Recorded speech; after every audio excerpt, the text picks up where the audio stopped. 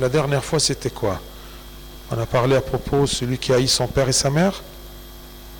Qu'est-ce qu'on a dit la dernière fois? C'était des questions? Bien, puisqu'il y a des questions, on va prendre des questions. D'accord? Il y en a plusieurs. Bien. 1. Tu n'es plus esclave, mais fils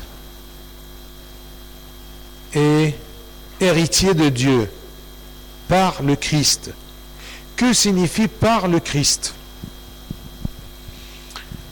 Tu n'es plus esclave, mais fils et héritier de Dieu par le Christ. Qu'est-ce que ça veut dire par le Christ? Tout ce qu'il a fait le Christ sur terre, c'était pour me rendre enfant de Dieu.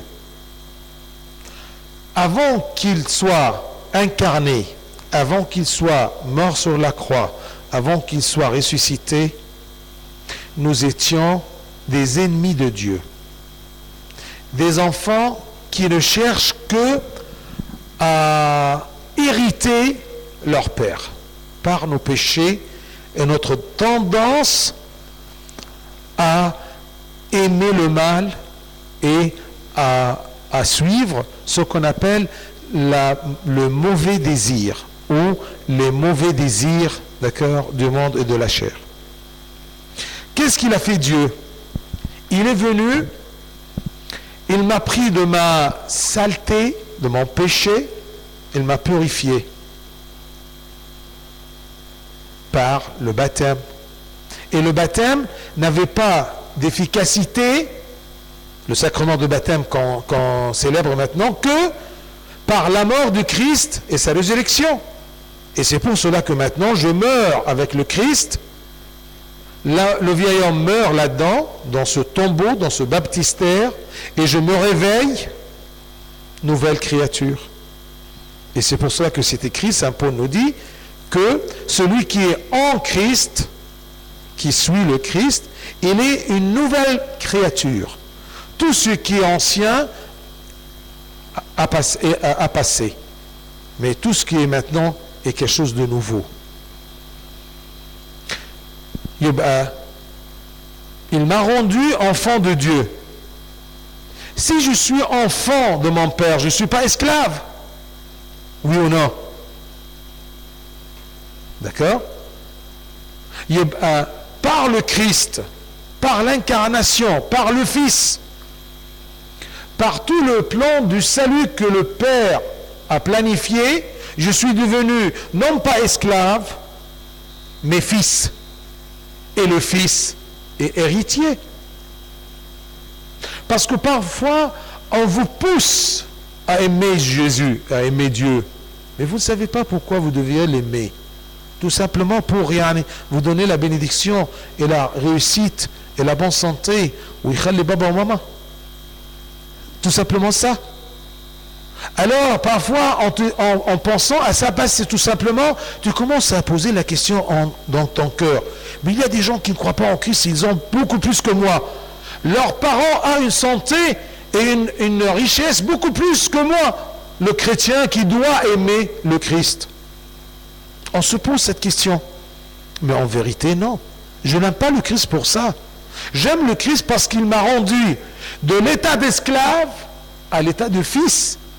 Et puisque je suis fils, je suis devenu héritier. Je vais hériter quoi? Le royaume de mon Père, le royaume des cieux. Et bien ceux qui ne croient pas en Christ, ils ne peuvent pas profiter de ce que le Christ nous a fait, nous a présenté. C'est la filiation et la libération d'esclaves et la filiation à Dieu, et par conséquence, nous sommes devenus héritiers. C'est clair? Parfois, s'il n'y a rien de nouveau dans ma vie, ça marche, pas de problème. Khalas, je vis dans la misère, d'accord, et le chômage, et je suis satisfait, j'ai eu l'habitude, c'est terminé. Pourquoi remercier Dieu? Eh bien, tu remercies Dieu pour ça, parce qu'il t'a changé de grade d'esclave, d'accord, qui a peur de ce Dieu, qui ne fait rien que me chercher pour me punir,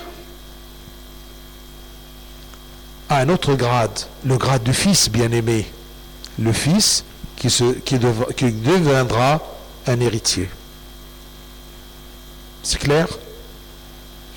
Vous devriez toujours remercier Dieu parce qu'il nous a donné un héritage, comme Saint Paul il dit, qui ne périsse jamais. Un héritage de valeur. Qu'est-ce qu'il peut avoir une valeur plus que quelque chose qui dure éternellement? Cherchez dans votre tête, qu'est-ce qui peut durer éternellement? Qu'est-ce que vous pouvez avoir qui dure éternellement? Rien que le royaume. Et bien sûr, votre esprit.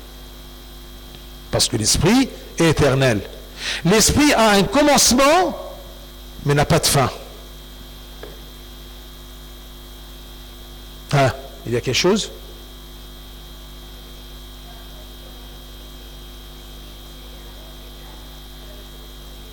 L'âme n'est pas éternelle. D'accord? L'âme n'est pas éternelle. Parce que l'âme, d'accord, c'est comme exactement aussi l'animal et la plante. Je vous ai dit que l'animal a une âme, mais n'a pas un esprit. D'accord? C'est l'esprit qui rend l'âme éternelle. Éternelle dans quel sens? Ou bien dans la Géhenne, ou bien, d'accord, dans le paradis. Voilà, pardon, dans le royaume. C'est clair? Parce que je vous ai dit plusieurs fois, attention, il y a des gens qui disent, je ne serai pas au royaume, khalas, je ne veux pas être éternel. Je vivrai dans le péché à mon avis, à mon aise, et ensuite, le jour que je serai mort, khalas, je ne veux rien. D'accord? Je veux être anéanti. Ah non, c'est faux, yarit. Le problème que tu vas vivre éternellement, mais dans la Géhenne, parce que l'esprit éternellement est éternel, que ce soit dans la Géhenne ou dans le royaume. Et là, ben, ça diffère. D'accord? Je ne serai pas supprimé comme l'animal et la plante. Non, je serai toujours là. Parce que cet esprit-là, que l'animal et la plante n'en a pas, d'accord, ne les ait pas, eh bien, moi, je l'ai eu à travers le souffle que Dieu a soufflé dans l'homme. C'est clair? Et c'est pour cela que la cellule, l'unité de la vie, il y a une vie là-dedans. On peut faire diviser le noyau, d'accord, et le cytoplasme. Mais comment avoir une cellule morte et on peut souffler là-dedans le souffle de la vie? Si l'homme arrive à faire ça, Marie, est-ce que tu as cru qu'on a pu faire ça? Hein? Tu me crois? C'est bien. Si l'homme arrive à faire ça, il sera Dieu. Parce que Dieu donne la vie. Il est le prince de la vie. C'est clair? Je suis plus esclave. Je suis un fils et héritier du Père. Mais parfois, par ma volonté, je retourne dans la rue. Je retourne par le péché et la faiblesse et mon éloignement de Dieu par la paresse ou par mes mauvaises envies, d'accord? Je m'éloigne de Dieu et je retourne esclave. Non pas même esclave de Dieu, mais esclave du péché. Clair?